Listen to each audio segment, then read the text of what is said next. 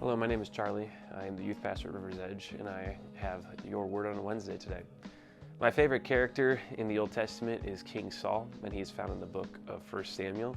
It's about a third of the way through the Bible, and he kind of exhibits a tragic story, or maybe even a heroic tragic story.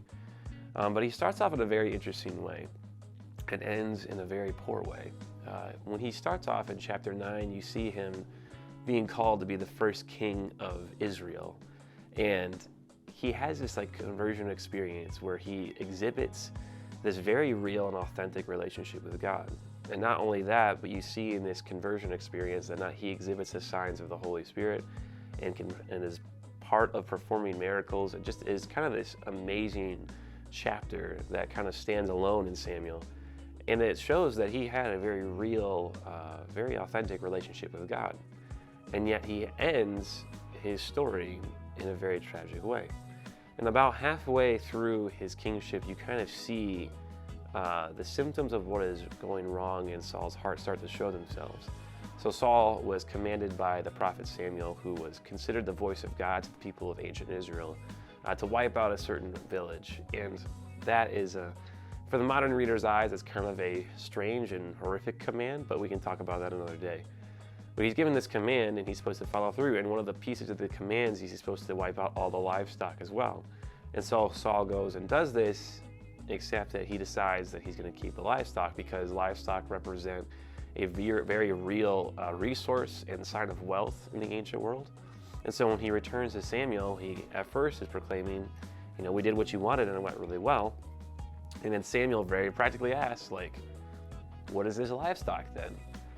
And then Saul decides to try to backtrack and say, oh, well, I kept this livestock to sacrifice to God and worship him. To which Samuel classically responds, God does not want your sacrifices, he wants obedience. And he tells Saul that his kingship has been torn from him, which kind of is the start of the spiral of Saul's life and kingship into a very tragic end. Now, this is a very interesting point because what it reveals to us about Saul's relationship with God and what it brings for us today is that Saul believed that God was something that could be manipulated and appeased. He kind of had this stance of legalism, this idea that you have certain boxes that you have to check, you do the right things, God blesses you.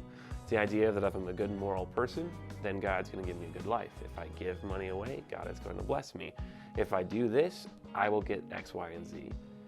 And that is not how God works. In fact, that is a trap and a lie that oftentimes will get preached within Christianity because the reality is you and I like to hear that. It's simple, it's black and white, it's straightforward. I do X, I get Y.